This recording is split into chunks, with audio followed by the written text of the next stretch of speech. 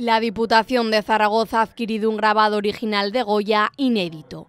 La obra, titulada Paisaje con peñasco, construcciones y cascada, es una prueba en la que el estampador, por error, mezcló las matrices de los dos únicos paisajes que grabó el genial pintor aragonés.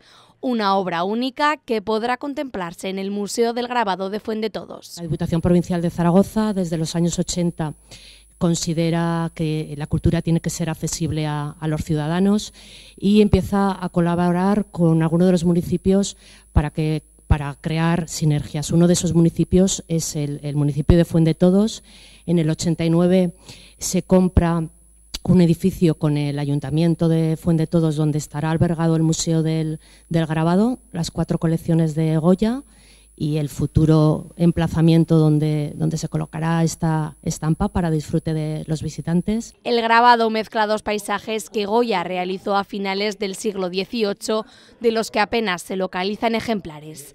Las matrices de esas estampas fueron reutilizadas por el aragonés más universal para elaborar su serie Los desastres de la guerra, debido a la escasez de la época.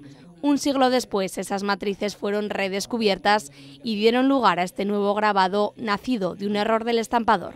Lo componen básicamente una gran roca de proporciones colosales, un paisaje creado con aguatinta magnífico, realizado que tiene esa impresión de un aire tormentoso, una cascada con unas aguas borbotantes que se despliegan a los pies de un puente, la presencia humana o animal que se deja ver en ellas en un tamaño liliputiense. Que se sepa, el grabado no se encuentra en ninguna otra colección, ni en España ni en el extranjero, lo que le otorga un enorme interés.